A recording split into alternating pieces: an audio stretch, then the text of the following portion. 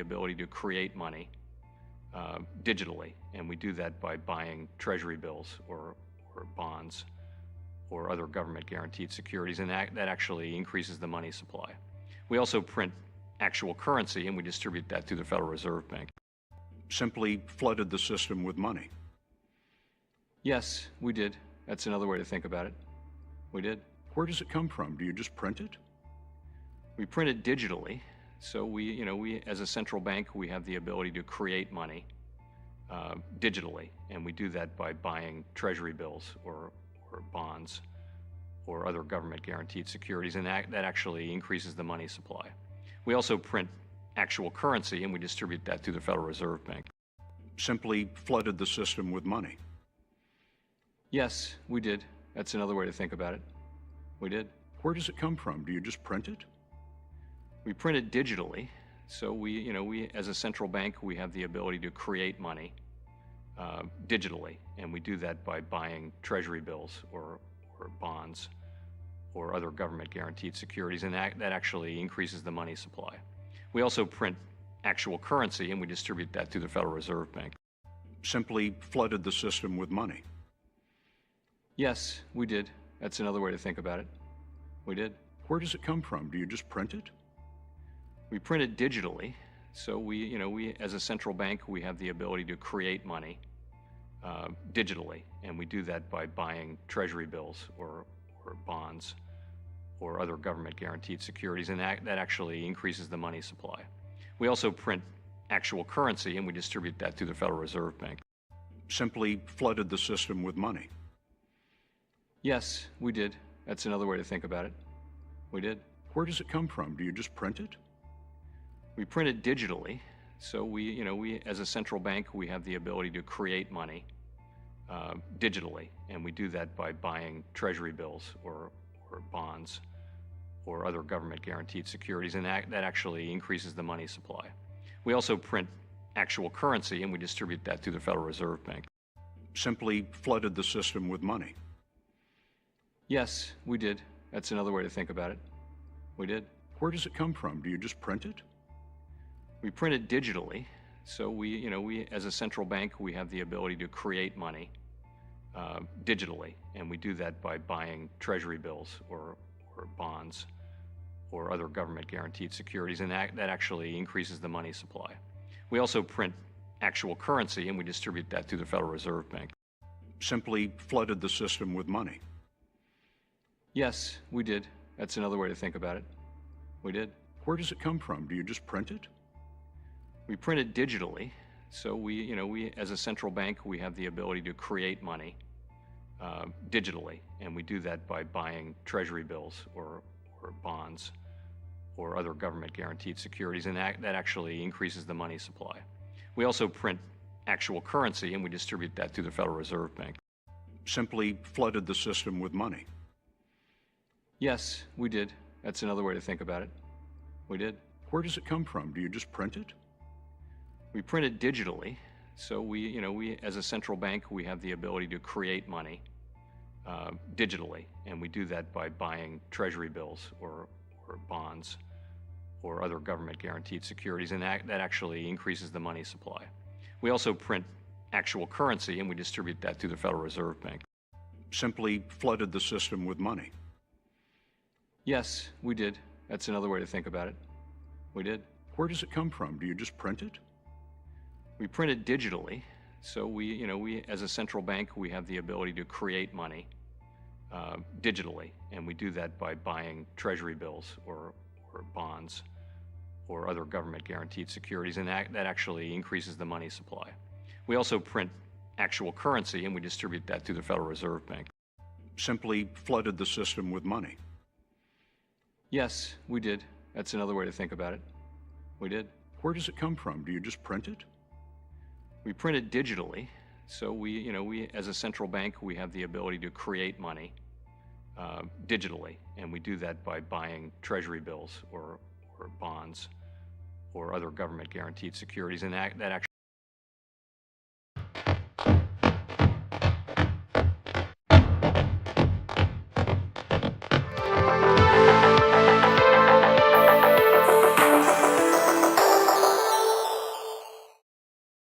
What's going on, everyone? Welcome back to the channel. Welcome to Dano Crypto. On this channel, we show you guys how to make simple, effective, and easy moves in the cryptocurrency ecosystem. So what's going on, guys, gals, aliens, and degenerate crypto enthusiasts?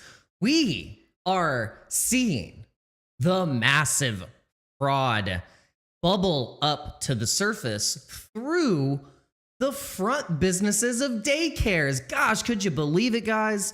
I mean, I've seen the show Weeds, okay? And I know about front businesses, all right? Bakeries, coffee shops, whatever, clothes stores. You can, basically front a lot of businesses. But guys, with the freaking Somalian daycare centers, it's getting a little out of hand. So if you don't know what I'm talking about, there's been a massive lid blown off of the fraud in Minnesota with in massive connections with Tim Waltz and lots of other people, with judges. Oh man, there's so many people complicit with this fraud. And so Nick Shirley is a independent gonzo, independent journalist, and he has uncovered this fraud with millions and millions and millions of dollars of tax money from taxpayers being funneled into these daycares. And what they have found out is that these daycares don't even have any kids at them at all. No kids, not a single kid had been found in these daycares that they were knocking on the door, trying to contact. They were trying to say, hey, we want to have our kid in these daycare centers. And to no avail. They weren't actually able to get in contact with anyone. They were threatened to get kicked out, or they just were shooed away. And they'd had people come up, like they had this,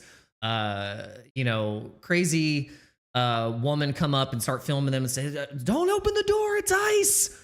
Don't open the door, it's ice. So it's crazy. So I didn't think about this. I feel like we've been so distracted by so many things that for years and years and years, for probably longer than we expect, they've been funneling money through these daycare centers, health care organizations that are trying to get health care for, quote, immigrants that are coming into the country, lower socioeconomic communities, and blah, blah, blah. The whole democratic play, socialism deal of basically trying to take all your tax money and give it to someone else because you should feel bad for other people, right? So give them money.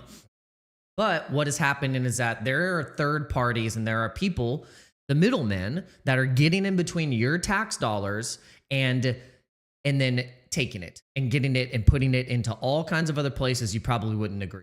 So what's the answer, my friends? It's always been the answer is you put the tax dollars on the blockchain. The tax dollars that are being they're taken out of our paychecks and put into these programs need to be freaking tracked.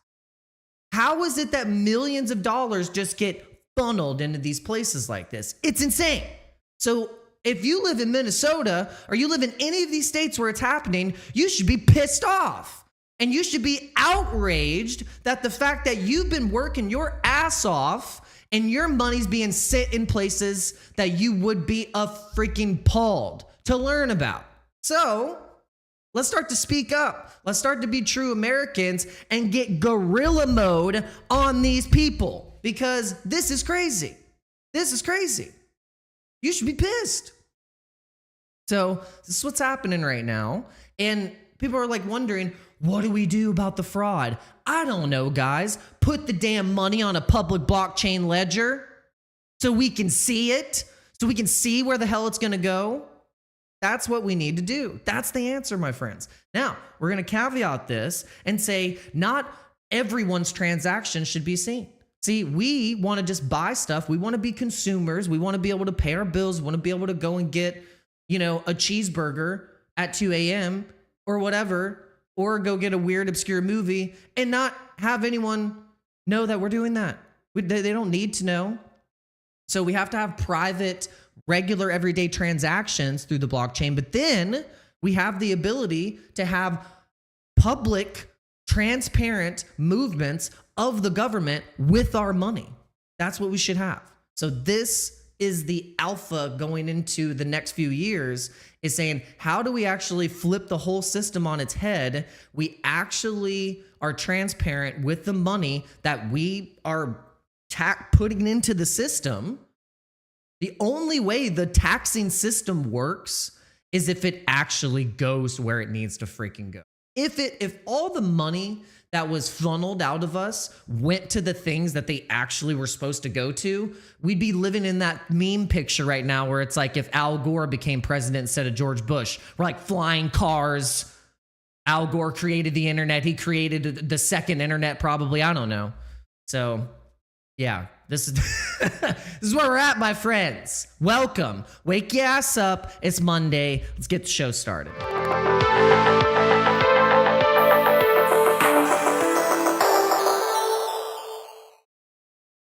We're going to the Bitcoin ETH rainbow chart, or not the rainbow chart, but we're going to go to the rainbow chart, but we're going to go to the ETH BTC ratio chart, my friends.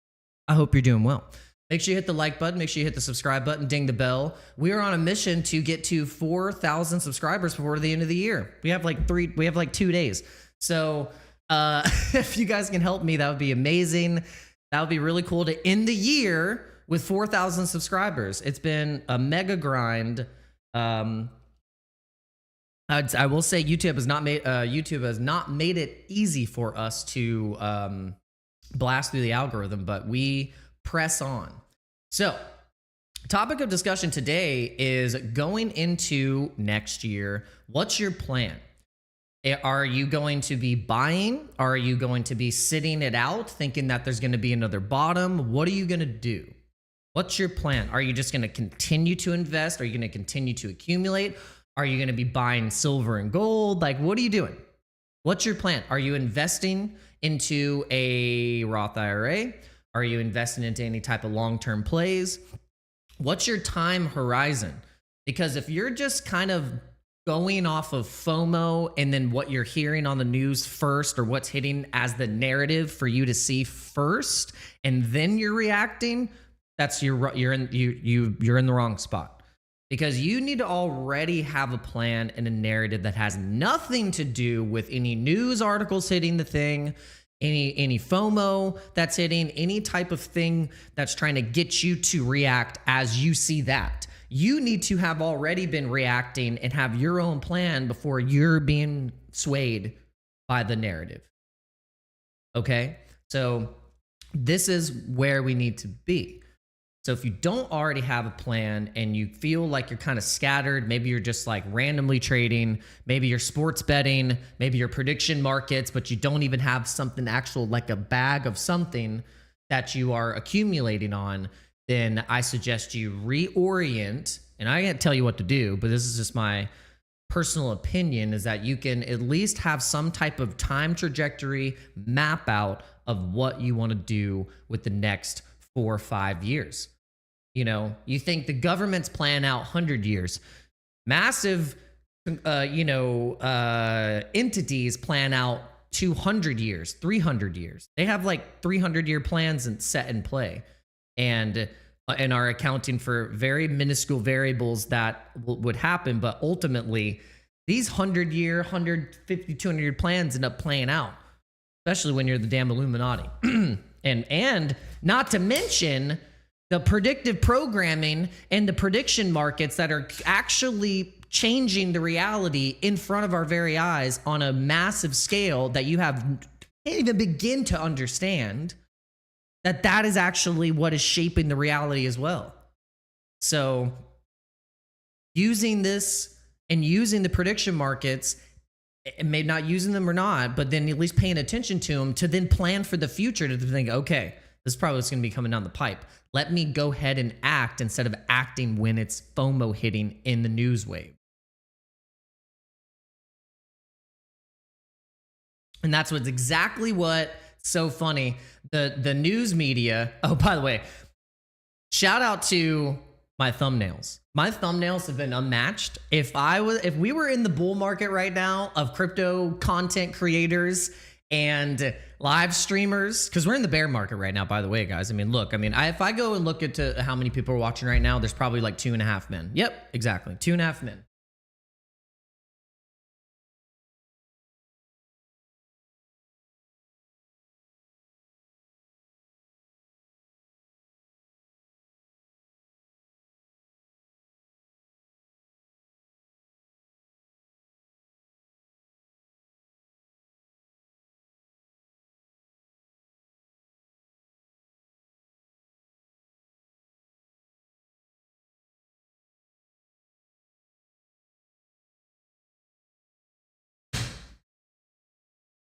All right, back. Sorry. Yeah, very nice thumbnails. Yeah, I know. I mean, it's pretty crazy. Like the fact that YouTube is just going to be like, yeah, we're not going to push you. It's just crazy, but whatever. We can't complain about it. We have to just keep working, continue to work. And let's see how many people are watching on X, though. I feel like X is doing a little bit better.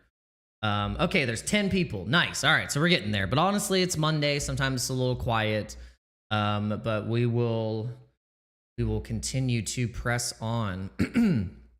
But the way that it helps for the channel to get out there is if you pay Google thousands of dollars to advertise. That's probably.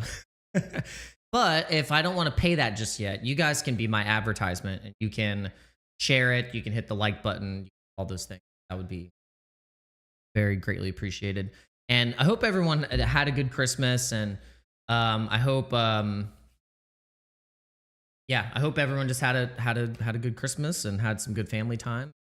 Hope you were able to figure out kind of like where you're at. I know there's probably moment where you felt a shift, or maybe like where you feel like you're gonna go into a new phase in your life, possibly. I hope that you felt like that. Don't feel like you're stuck.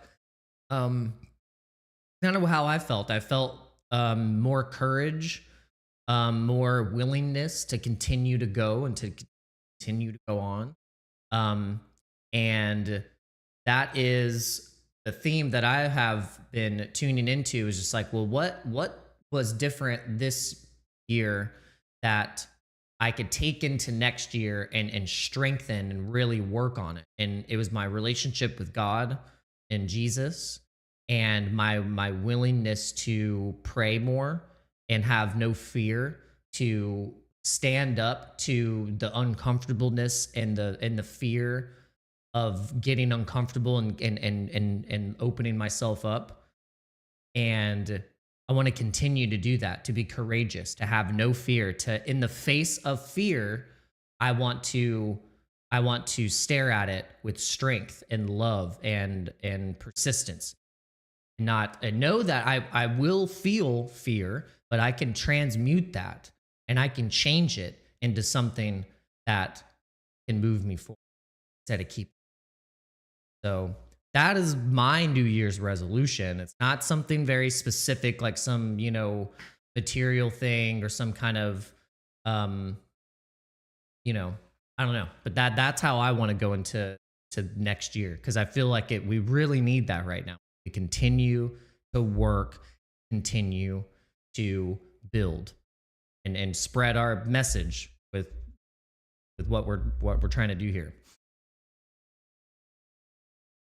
So yeah, but right now though, it's just it's still bearish in terms of the sentiment for crypto. People are like thinking it's fully over. I mean, they're not taking into account what the cycles do. Even though the cycles have been changed up a bit, they've been extended, like we've had some different things happening in cycles. So like in 2016, 17, we had ICO. In 2020 and 2021, and we had companies like announcing that they're going to start, acquiring Bitcoin. We had, the hopes of an ETF coming, and we had metaverse gaming, another altcoin season all during that time, and we saw the rotation happen. We saw it. Either if you took part in it or not, you still saw it happen. It happened. Some people will make you think that it didn't happen, but it did. And most of those people that say, oh, it didn't happen, they didn't buy and they weren't paying attention. There was plenty of things that destroyed and broke necks, like in those altcoins. And not just like 2 of them. It was like a decent amount of coins started to get massive speculation. And obviously there were winners, there were runners, there were some that made no sense. And we had some, there were a lot of strongest ones were the meme coins. And a lot of them being seeded on Ethereum. So this is still in play. It's just every time you get in the depths of the lows and the sentiment so bad, you have the squeaky wheels. Okay, you have all the squeaky wheels. What's a squeaky wheel? Squeaky wheel is the people that have sold everything. They don't believe in crypto as much as you do. They are very much emotionally driven. They react on everything. They are the loudest when something needs to be said, and they're the first ones to hit the timeline to, quote, say something about it.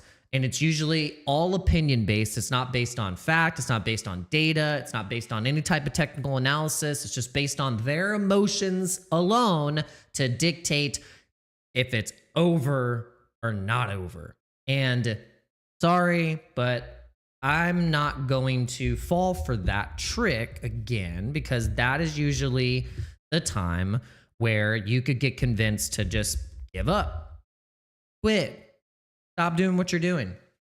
Now, that's not to say that you should like not analyze what you have been doing and see what's working, see what's not, but you have to give it some time.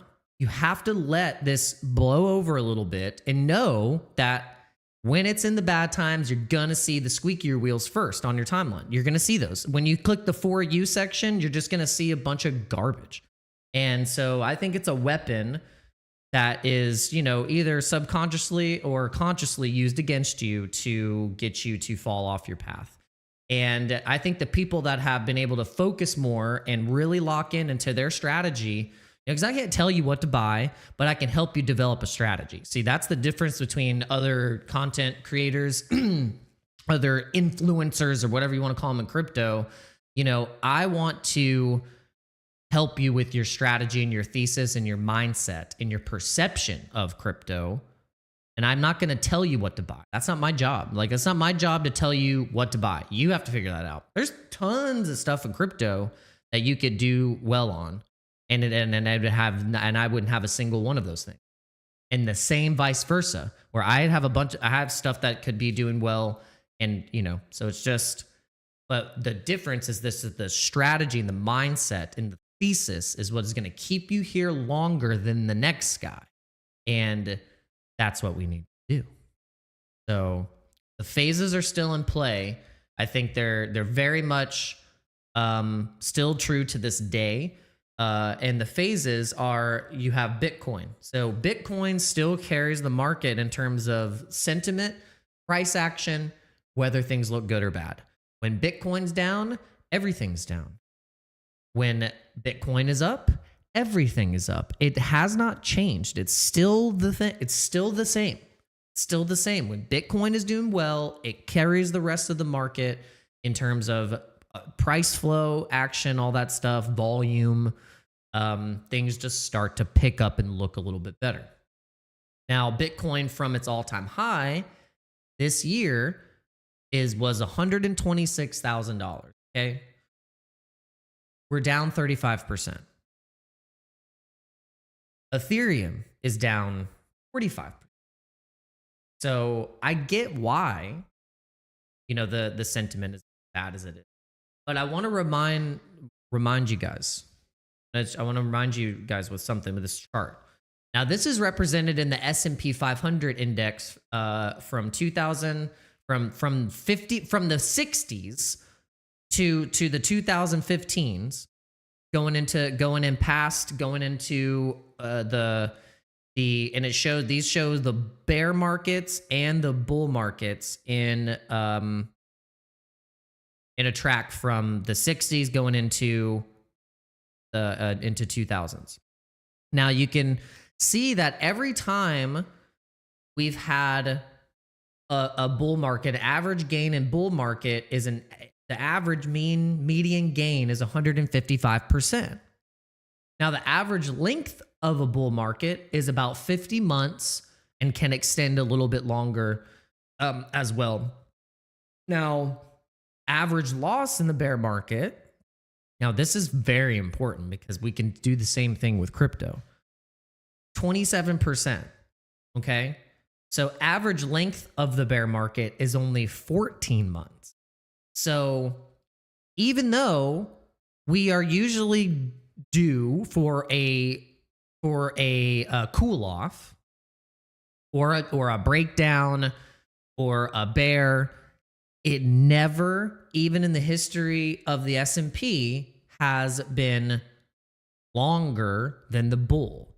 It's always been shorter, and the drawdowns go as low as 51, but then the recovery is always stronger even on the biggest dips, like 51% here out of 2005, and between 2005 and 2010, that was the big 2008, probably 2008 crash.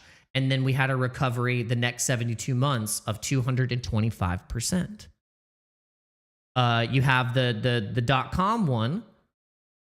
This one right here after 2000, 45% dip, recovered 108%. Then you got the one out of the 90s where you have a 15% drawdown. That only lasted 5 months. And then that spurred out of the 90s, the Bill Clinton era, just that whole economy booming going into before the 2000s, 526%, 118 month bull run. Now, I would attribute the 90s going to the net from the 90s going to 2000, we're in the same type of growth, because think, we came out of the 60s, 70s, and 80s where things were changing and rapidly. And then from the 80s to the 90s, it was a massive rapid change. And so things were evolving in a way that was like the way we lived, our lifestyle, the technology, jobs, like all that was changing. So you could see how the economy had to reset, and then went into a new technological phase. And it's all based on tech. What's the new thing that's going to launch and break our fabric of reality and how we view life. So I think that's happening right now. Like, we have the old financial system dying off, and we're going, and so we are basically experiencing a reset. And how is that being tracked as a reset? Well, it's being tracked by the price of gold and silver. So silver right now is up and breaking right into our target that we called months and months and months ago. It got all the way up to $84 an ounce of silver. So why is silver pumping so hard? And why are the silver's contracts for shorts got completely destroyed? And did it work to be able to keep the price of silver down? The amount of silver that is needed right now in the market of who actually needs the physical silver, the orders are backed up. So the amount that they're needing is, they are short 80,000 ounces or something of silver. It's something crazy. Like, the amount of silver that is being needed right now by batteries and car companies and solar panels and just you name it. The supply is not being created enough and mined enough to be able to keep up with the demand, the supply and demand. So that's why silver is going to go to $150 an ounce. It's not by FOMO buying of people being like, oh, I need to go now buy some silver and get, like hedge against the US dollar. I mean, people have been doing that for years, but the reason why it's always been has traded the way it's traded is because the CME futures, because the futures market has kept the price of silver controlled. By every time it starts to break out, they make it more expensive to trade silver for futures contracts. So this is very interesting. So it's very telling how they've manipulated and controlled the market on paper contracts for assets, commodities, paper commodities. But now they're not going to be able to do that anymore. The amount of the demand for the physical buying is skyrocketing through the roof. Now we can correlate this with the dollar index and see how this has been inversely correlated with each other, the strength of the dollar and silver, more so than gold. Because look, if you see the dollar here, the dollar is right here, and it's actually translated a little bit better on the weekly chart because you want to see this on the weekly. Look at this. This is so crazy. Here is silver up here at the top, breaking all-time high, and look at the dollar going down here, going down almost to its lows of the pre-bull market of 2021. Now, look at how when the dollar had massive strength and was up in the 113, over $100 on the index, and silver was down in the $17 an ounce range in 2022. And look how from that bottom from 2022, we have basically went up. We've went up 377%. Now you're wondering, if you're holding silver and you're going to try and sell it to make a gain, where are you going to put it? You're going to put it in fiat cash and then what? Hold that?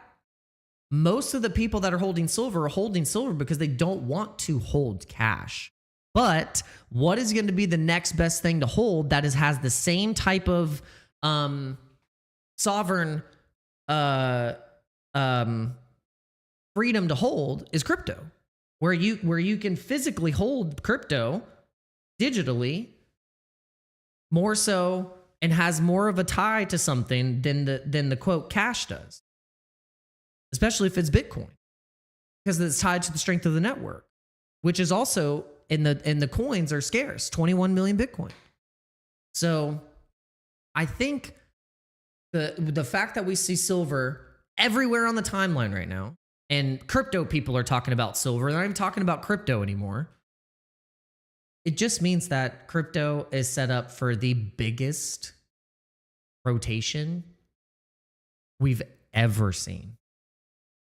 And you just kind of have to have some type of hope and faith that it'll happen, but also back it up with some fundamentals, because I'm doing both. It's like, I don't know 100% that that's going to happen, but that is my thesis that eventually we will, like, we're going to get the value out of this silver and gold, and it's going to go into something that is not going to have to be massive chests and you know, like people, like, I just watched a video of a silver guy talking about a hole of silver, and he sounded like he was out of breath. I was like, it was probably because you had to stack all this silver and pick up all this silver and spread it out all on the table. And it's like, that's all good. But I feel like we're coming into a time where it makes a lot more sense that they're gonna keep continuing to prop up these technologies as long as they can. And so this is how we're going to be transferring wealth.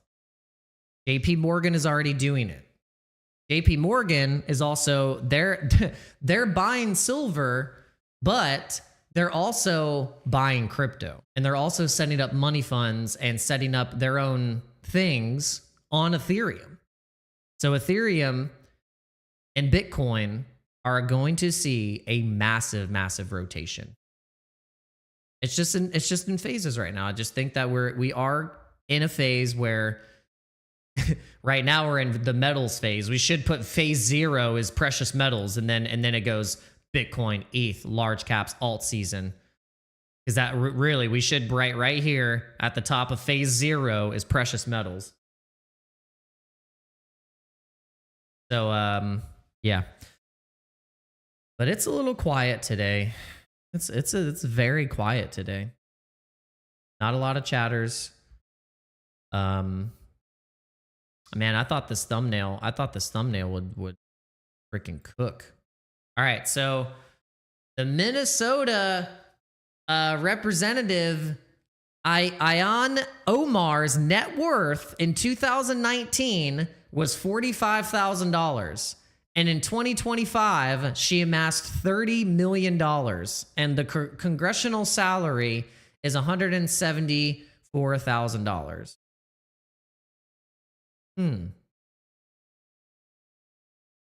Wait a second. What? Hold on. Hold on. Wait a tick. Gotta do something here. So in 6 years times 170,000.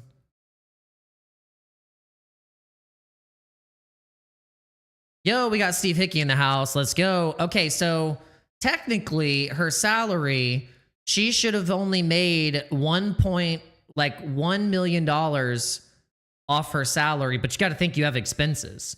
So your expenses, like if you're making $174,000, like I'm sure like she's got some expenses to pay. Obviously, she has bills. So she's not going to be able to just quote like keep all of that money. So how the hell did she amass then a net worth of $30 million? And a lot of these politicians, like how do they do it? How do they do it? How do they freaking do it, guys? Masters, man. Master traders, master investors. They seem to know exactly what to do. So this is crazy, guys. So this is so if you saw my thumbnail, it's based off of what we just learned. Learn Center. We just learn how to read right now. Empty Minnesota daycares build millions in state funds. Now, I was diving in a little bit and I saw that Minnesota had been they couldn't get funding for all kinds of stuff that they were supposed to get for the city. So in Minnesota, they were supposed to get something with the I don't know, there basically something that was going to cost about $10 million. They just couldn't find the money for it. They couldn't find it. They just couldn't do it. And then they're finding out, Nick Shirley found out just in one day of investigation and going around and knocking on the doors and trying, seeing the tax records, seeing where the money was being sent in. $150 million that they were able to find in just one day. But they couldn't fund this like $10 million program that actually needs to happen. So this is what is happening across the board, probably in a lot of states. This is just apparently the tip of the iceberg. So independent journalist Nick Shirley, December 26th investigation exposed facilities like Sweet Angel Childcare, licensed for 74 children and paid $1.26 million in CCAP funds for fiscal year of 2025, despite appearing empty with blacked out windows and misspelled signs like the Luring Center. Look at my thumbnail. The center's Google listed phone connects directly to this is what I thought was wild. I was like, no way. This dude, I mean, the audacity, like the fact that they can even have this happen is crazy. Despite appearing empty with blacked out windows and misspelled signs, the center's Google listed phone connects directly to Governor Tim Walz's office, prompting widespread questions about oversight. So Minnesota has seen 86 CCAP fraud charges since 2018 with 59 convictions, while FBI Director Kash Patel vows to dismantle such schemes amid a surge of agents to the state.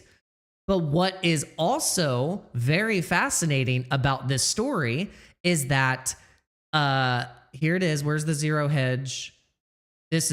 Look, this is just the tip of the iceberg. Look, CBS, PBS, CNN, ABC, MSNBC, Fox News, 60 Minutes, New York Times, Washington Post, the Associated Press, not one single article. Not one single news break, not one single investigative journalist going out to try and figure out what's going on, even though they knew this was happening. None of these media companies reported on it. Do you want to know why, my friends? Because have you ever heard of someone named Soros?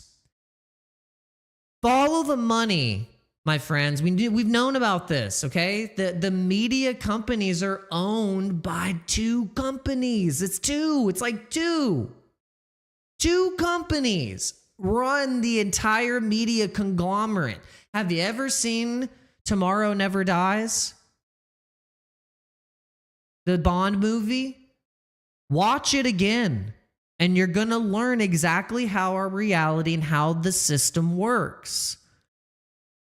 These entities are paid to run a narrative. That's it.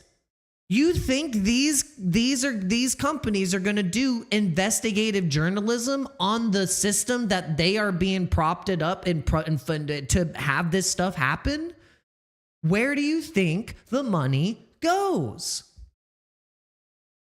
This is why we need independent journalism.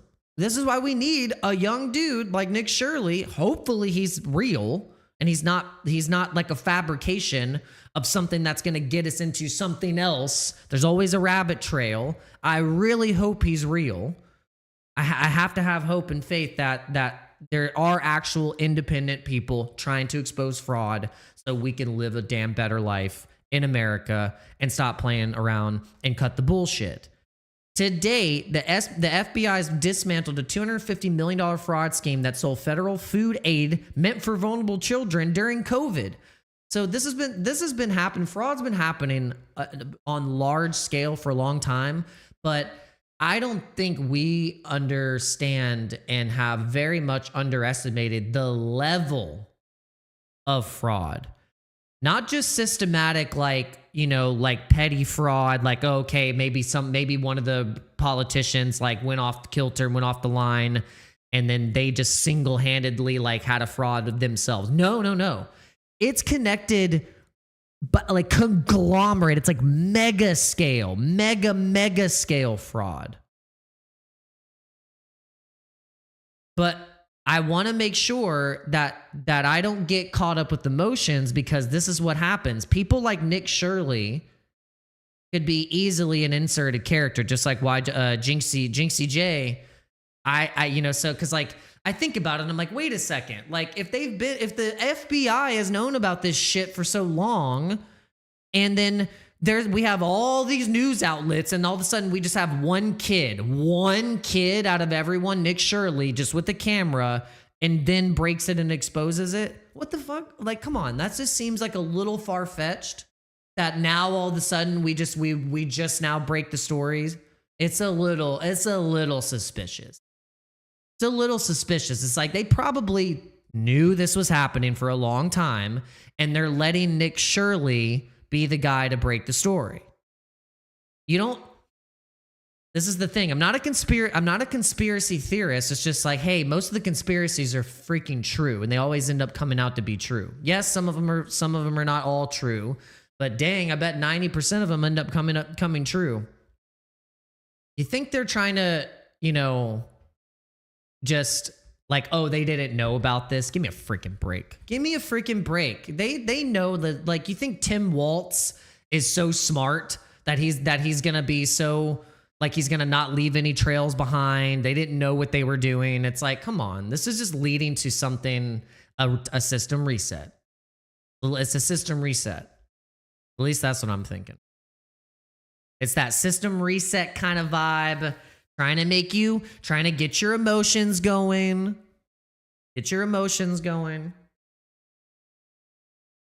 I don't like it. It gets you distracted. That's why it's like, it gets you distracted.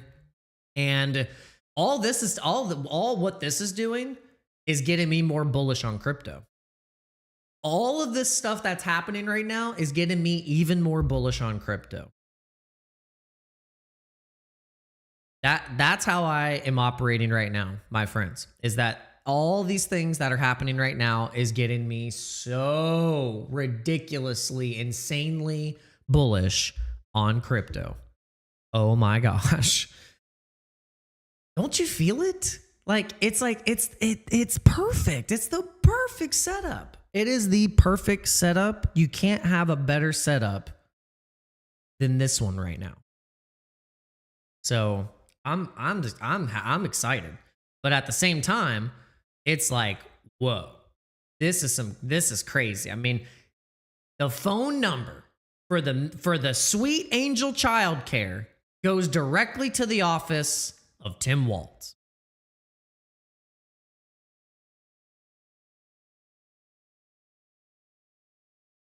So these people have to be impeached, they have to be fired, and I think that is the only way. Like if you are exposed in a massive fraud like this, you should be immediately fired. Immediately. Discontinued.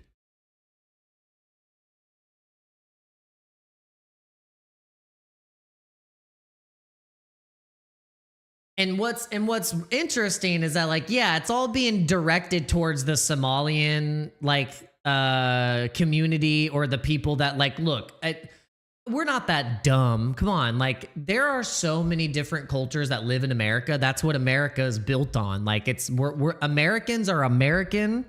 If I don't care what color you are or where you came from, when you're American, there is a type of vibe, and you respect the country. You are here as an American. If you were born here or not, but if you've lived here, you've paid taxes, you've done the thing, you have contributed to keep this place going with its mission, then you're an American. So I think, at least that's how I feel. I mean, I don't know. I mean, do you guys agree? Because that's how I think America was built on that. It was like, okay, look, we're coming in here to colonize, but then we have to set up these states. We're all probably not going to agree on some kind of kings and queens kind of shit that was happening with the redcoats. So we're going to have states. We're going to have some laws. We're going to say, hey, if you don't like this, okay, well then go to the other state. But we're going to live in the same country, not try and not kill each other. We still fought, but we finally came to a damn conclusion that, well, yeah, if we keep killing each other, we're probably going to all disappear and die. So, yeah, I think it's just, don't attribute it to a quote certain type of group of people. It's literally fraudsters. There's just people that are in the country that are wherever they are going to be able to take advantage and steal from people, they're going to do it. And it's not a specific group of people. I mean, how could you even track it right now? How could you even track it? There's so much massive fraud, and there's so many things connected into it that's why it's so hard. It's like, who's doing it? You can't figure out who's doing it because there's this judge, there's that judge who, look, breaking. Corrupt Minnesota judges are under fire for dismissing a flurry of recent Somali fraud cases. But who are these ladies? They're not Somalia. They're not Somalian.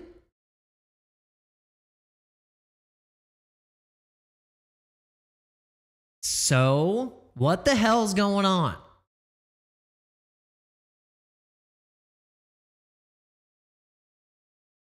So we got to fire these people. They got to go.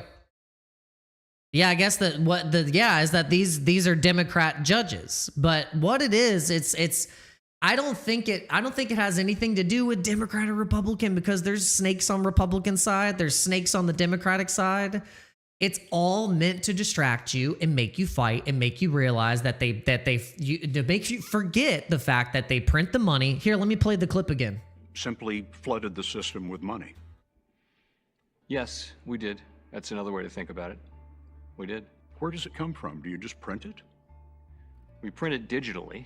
So we as a central bank, we have the ability to create money digitally, and we do that by buying treasury bills or bonds or other government guaranteed securities, and that actually increases the money supply. We also print actual currency, and we distribute that through the Federal Reserve Bank. Simply flooded the system with money. Yes, we did. That's another way to think about it. We did. Where does it come from? Do you just print it? We print. Isn't that crazy? So you think about it and you're like, that's all that matters. None of this matters besides the fact that they print the freaking money, my friends. And you just need to not worry about left, right, this or that. And you need to get your money up and learn what the hell is going on. Because this is all a big, big distraction. It is, and it's, I'm glad that the fraud is being uncovered, but it's like, look, this has been happening for forever. They've been funneling and slushing the money with the taxpayers' money for eons now. That's not the issue. Is that we are too reliant on the system to ever go up against it truly like we could. If we went up against it and just went into, if we all decided, hey, let's rally behind Dogecoin as a society and just like buy Doge. Let's do that with Bitcoin. I think it would probably have more of an effect if we did it with Dogecoin or a meme coin, to be honest. I swear, like that's why I think meme coins are such a hidden, powerful movement that it could literally break the system. But we're so heavily reliant on thinking that we need the system that we'll fight to protect it. That's what Morpheus told Neo when he was explaining. He's like everyone is plugged into this system and it can potentially become an agent. And because they are so reliant, so heavily reliant on the system and in its survival, that they will fight to protect it.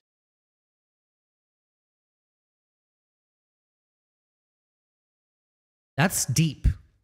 So obviously we're not going to at the same time have this breakthrough conscious shifting movement where everyone's going to finally realize that, oh, we could just like not use the money and then go use a different money. We can take it out of the banks right now and say this, and it's over for them. It's that quick. But when they start to sniff that that's about to happen, or we're about to have a moment of waking up, they kill someone. That's what they do. They do a thing that is a magical black magic way to break perception of reality. When we start to wake up, they blow a building up. They do a something.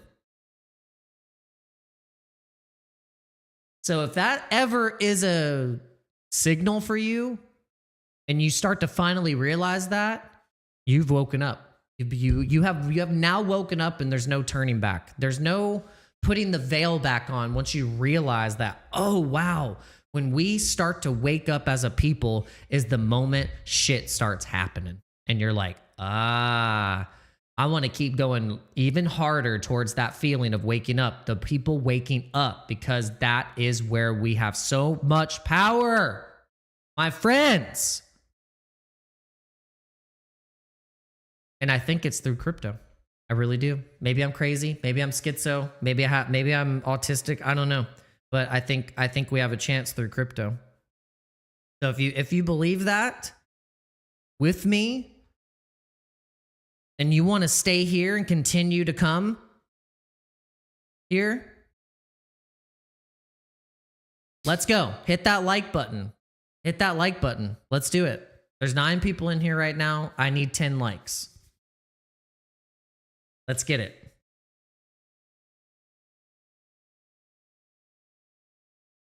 But that's the signal for me. Look, people are really starting to wake up and we're coming together. People, even the left and the right and the people that were a little confused or whatever, they were, maybe they have the differences of opinion, but they're all meeting up at Charlie Kirk's events in the masses in the masses. And look what happened. That's not a tell for you. I don't know what is.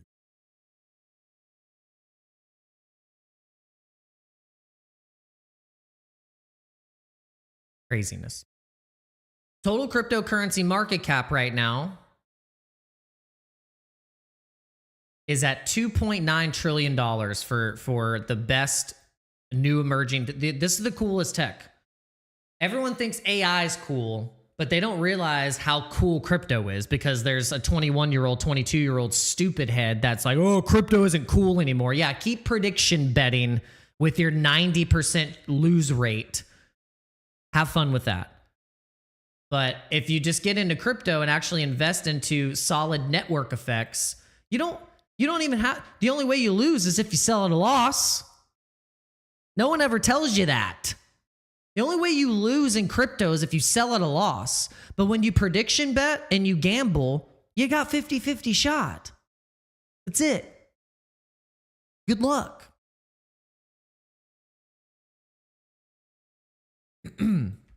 But yeah, the cryptocurrency market is so freaking undervalued right now. It's criminal. It's really criminal. We got Kenneth Lodge in the house. Let's go. The likes are coming up. Yes, yes, yes. All right, and we are also, by the way, we are streaming to we keep trying to stream to TikTok and then they keep banning me. I'm like, do you want people to live stream or not? Why do you keep making it so hard for people to live stream? And I bet you go on there and there's probably just some trash that they let people live stream. I'm like, I'm trying to wake people up over here, trying to get people to literally take all their money out of the banks and put it into crypto so we can crash the system. No wonder YouTube's not going to push me. They're like, get him out of here. Get him out. Trying to get him to shut the system down.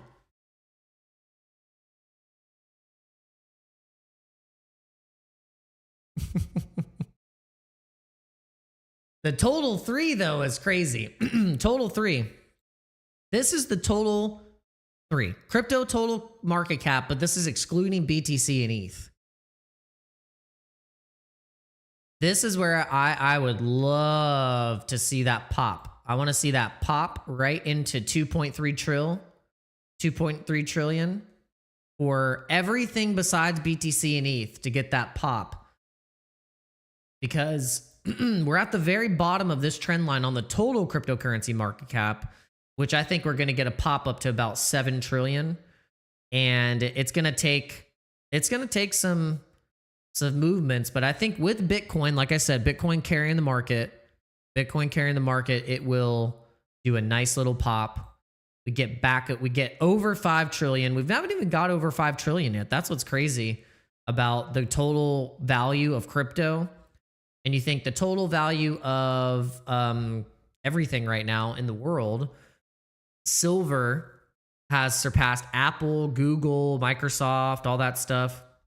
But then if you look at Bitcoin, 1.7 trillion, Bitcoin is right under the currencies, under these currencies like the Canadian dollar, Taiwan dollar, the Australian dollar, the Hong Kong. Look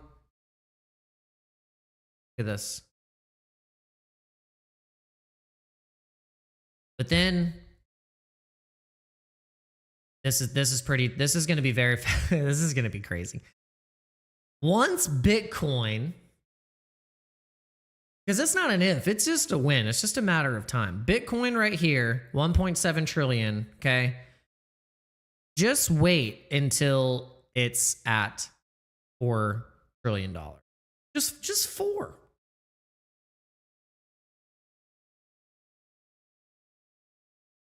Wait till it's at 10. Wait till it's at, I mean, actually, let's go and look at Bitcoin right now and see what was the max market cap, because we know the max price, but what was the max market cap? It was the all-time high market cap for Bitcoin.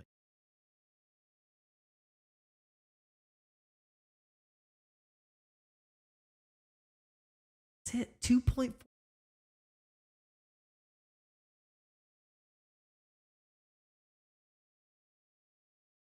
Oh my gosh, yeah.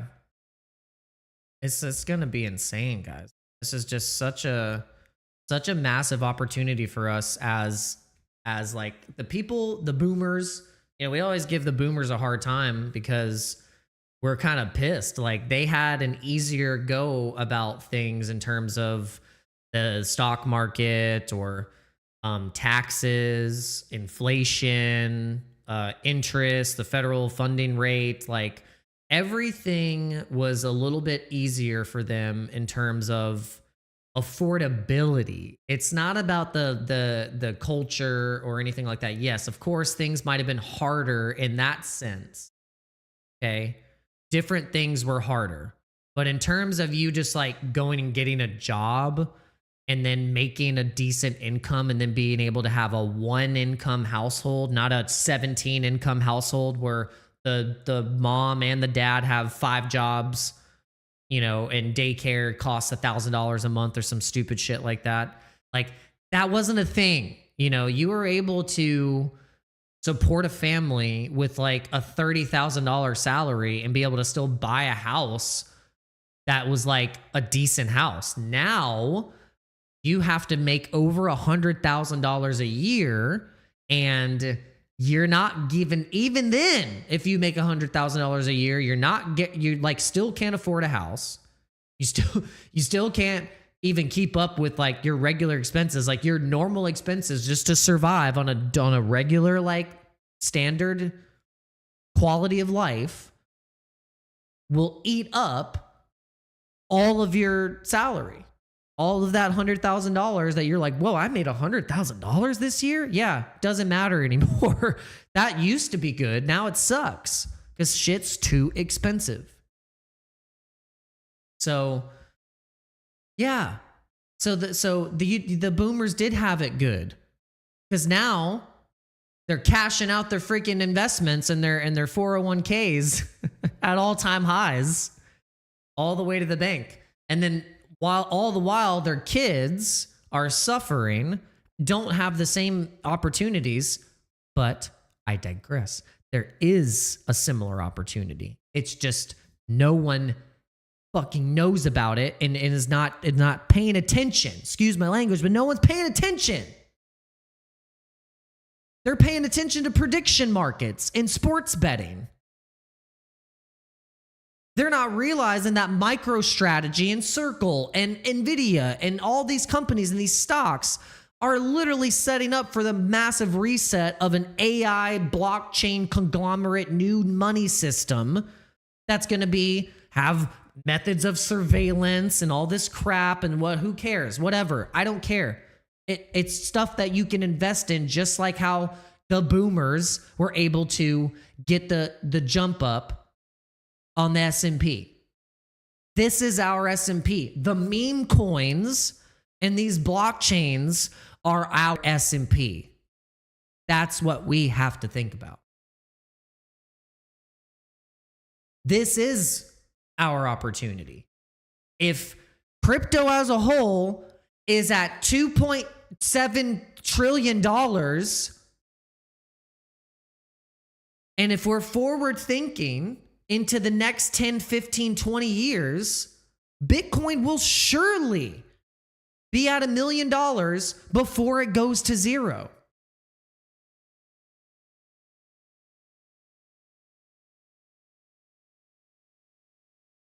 So we're in the right place at the right time, my friends. I really do believe that. So don't get fudded with quantum computing and, oh my gosh, I can't believe I bought crypto instead of gold and silver. Out of here. So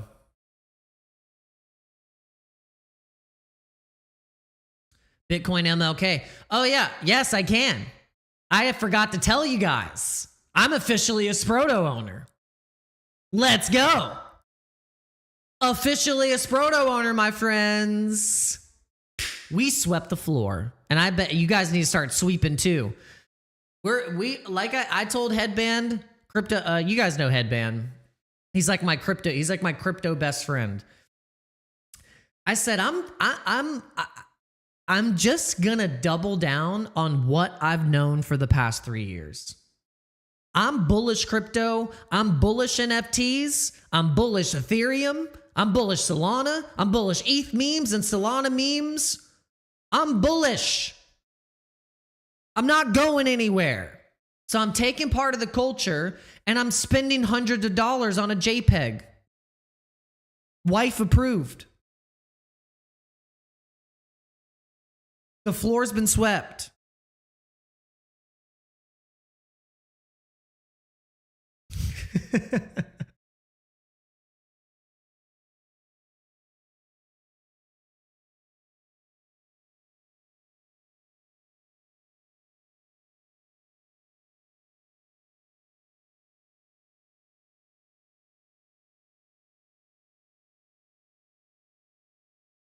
Feels good, man. The reason why I'm very bullish on the Sprotos is because, and this is the first one. I'm actually going to buy another 2. Well, because I actually had my sights on this one. Obviously, it's my profile picture. The person was taking too long to respond. I didn't know if the same person had this, and they didn't have it listed. They took it off. So I made an offer, and it was like 15% below floor. The floor right now is like $512, $512, 0.11 ETH, 0.1415 ETH. And I was like, I just got to pull the trigger on one of these because I just got to do it. Because obviously I'm going to buy this one too. Like, I feel like he'll probably sell it to me because he still has it. So I want to acquire this one because my goal is to get 3. Like, I want to get 3. I would probably, like, on the way up of the NFT mania, which I know is going to come. I feel it in my jellies, my smelly jellies. I feel it. These are going to be able to be sold for multiple ETH. So it's like you have one that you kind of like really like hold on to. Like, you're not going to sell that one till like freaking 10 ETH or 1,000, you know, whenever it just starts going insane. And then you sell one or other 2, you know, just kind of as like just to be able to like give someone else an opportunity to hold a Sproto, right? Because that's the whole thing. Like, we're talking about scarcity and supply. We're talking about things that are scarce. NFTs are scarce. NFTs, unless they mint a whole new collection, which, by the way, they've done this before. I can't remember who did it. Was it Azuki's?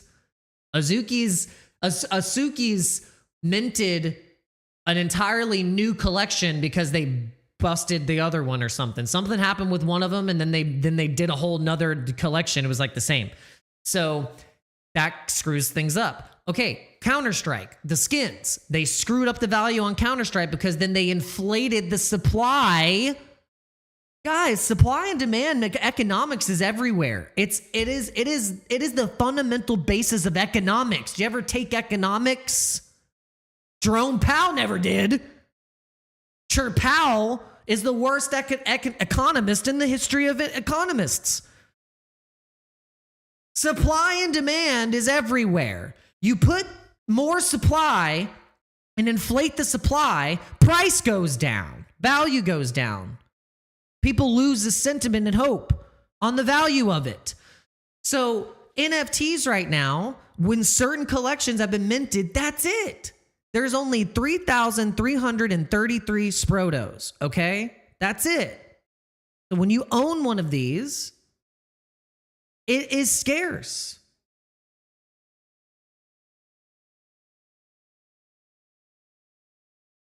Everyone in crypto has forgotten that.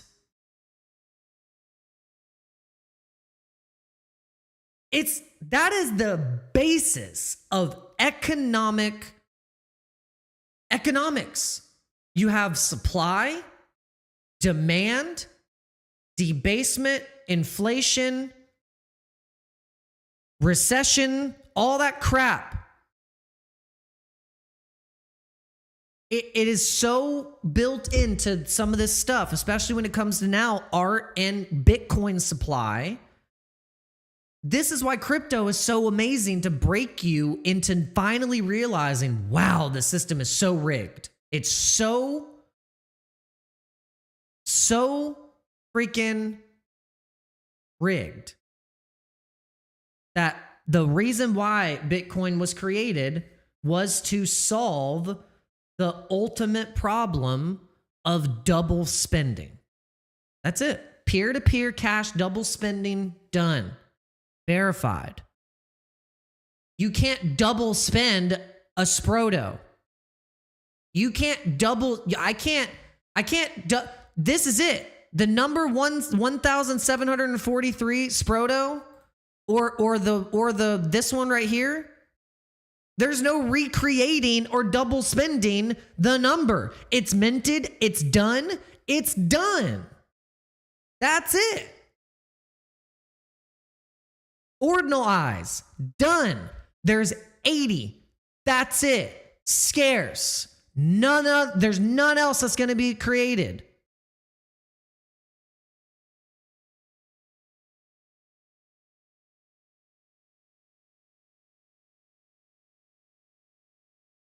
But yes, I do feel proud that I bought a Sproto because I'm putting my money where my mouth is. Like I'm so tired of these people in crypto that just run their mouth all day. Ragsy talks about it too. It's like Ragsy's perfect example. She's like, look, these people run their mouth constantly and they're not actually.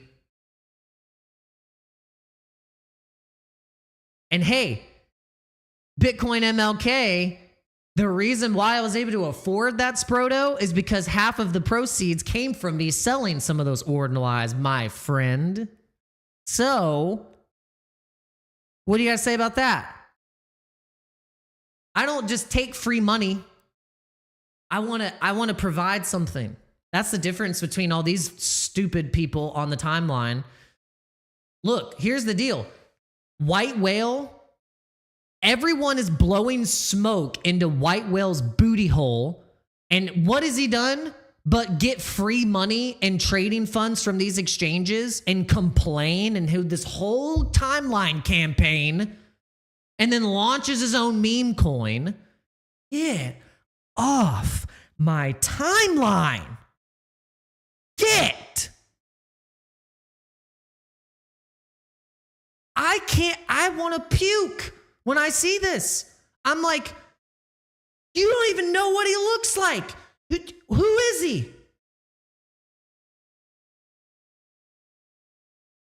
Oh, it's so annoying.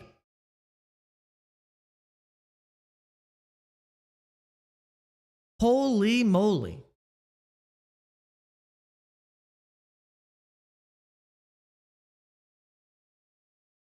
Can't stand it. These people on the timeline, they're so gullible. So gullible. I mean, I bet you guys have seen the White Whale so much, and you're like, why am I seeing this person on my freaking stupid timeline? Why am I seeing this so much? Oh, God, it just makes me want to buy Ticker Bitcoin and more Sprotos even more. I'm like, oh, thank you. Thank you, White Whale, for making me want to buy Ethereum memes even more and block everyone. Did I do that yet? Did I block him yet? Gosh, because I swear I keep seeing him and it starts to piss me off. The White Whale, where are you? I'm blocking your ass. I'm so tired of your crap. Blocked. Get away. People like this, do you understand? They get free money. They get money sent to them. They get free money from the exchanges to come on and scam you. Block people like that.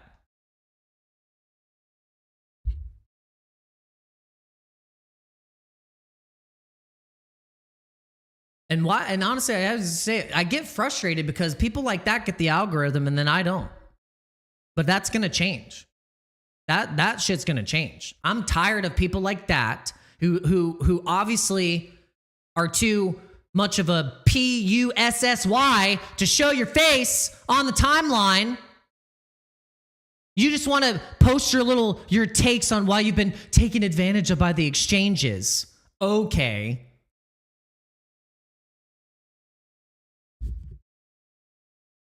Him, James Wynn, all those people. Waste of space.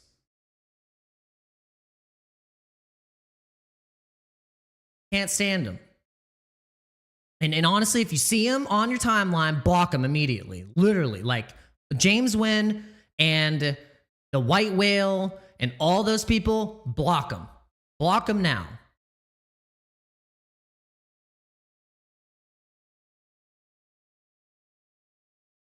All they do is post donation addresses.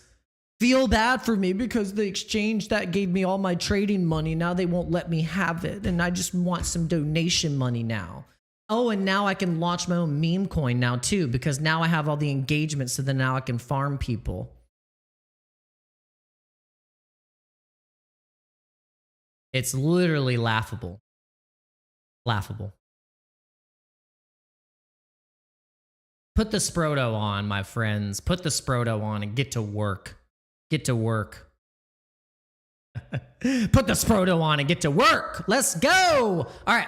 So we're gonna continue real quick. We got 5 more minutes. We got 5 more minutes, and then we're gonna stop yelling.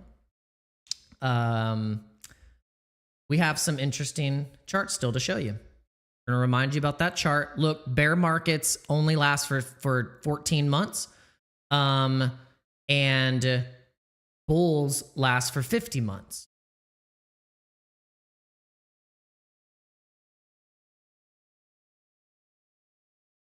Where is this? Let's see.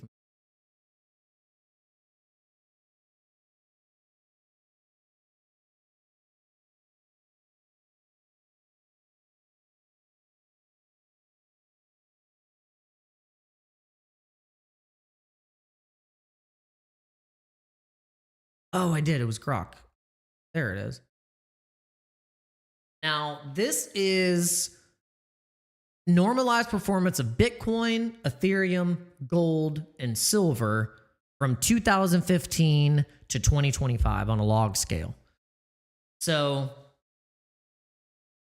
obviously, the volatility curve with crypto is very much, it's there. You can see it. I mean, you see the pop in volatility. And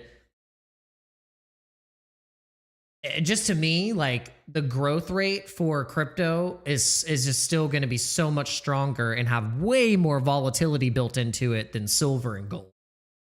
Silver and gold right now obviously have taken the cake. It's the signal that the financial system is crumbling and is going to be reset. That is the canary in the coal mine. Silver is the canary in the coal mine that we're going to be going into a completely different type of system. Crypto is going to be that system. It's going to be that rail with the use of stable coins and then all that stuff. The growth rate is going to be pretty exponential. Because on a log scale, the volatility is still there. But as you can see, the volatility has kind of left a little bit of the crypto market and went into the commodities and the precious metals. But like we were explaining earlier, the rotation is going to happen. We're in phase 1. We're in phase 0. Phase 0 is precious metals.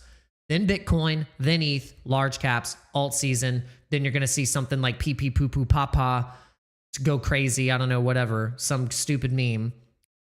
That everyone eventually, but this is phase 4 is crazy because you'll have things pumping that you're like, why is that even why? So phase 0 is precious metals, Bitcoin, ETH, large caps. Then we're going to go into alt season.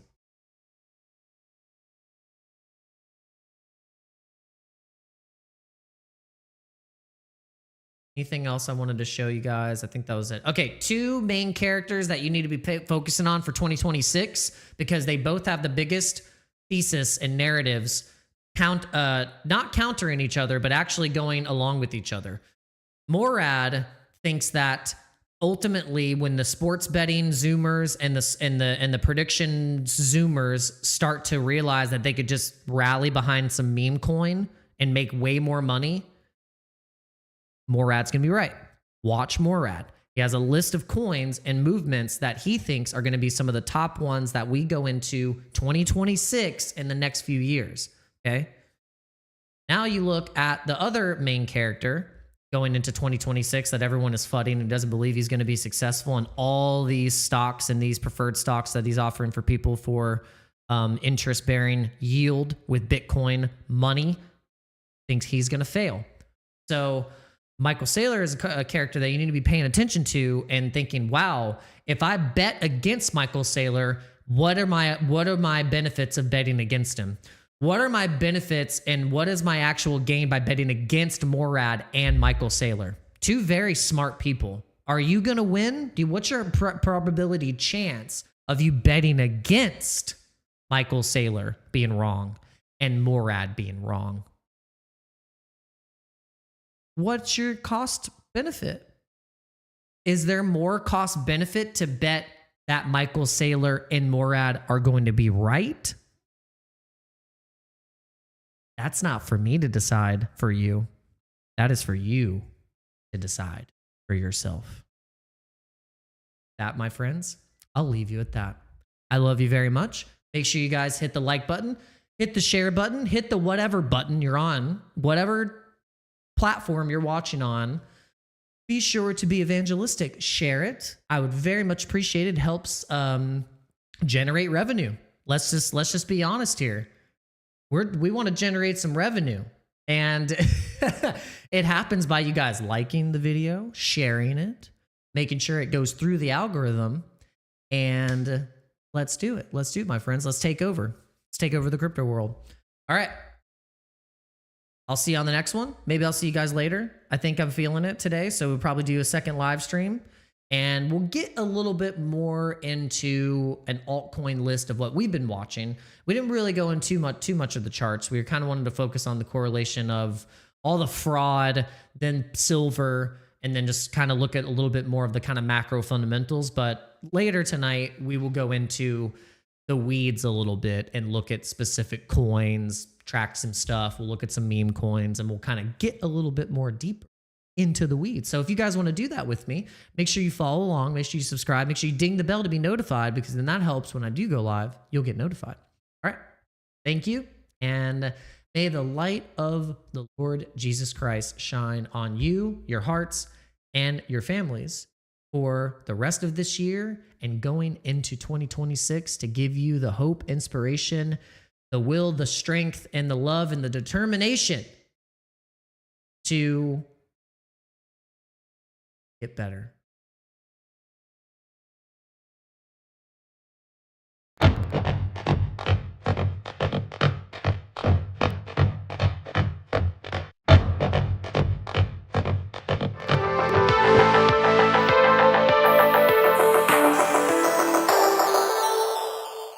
Simply flooded the system with money. Yes, we did. That's another way to think about it. We did. Where does it come from? Do you just print it? We print it digitally. So we as a central bank, we have the ability to create money digitally. And we do that by buying treasury bills or bonds or other government guaranteed securities. And that actually increases the money supply. We also print actual currency, and we distribute that through the Federal Reserve Bank. Simply flooded the system with money. Yes.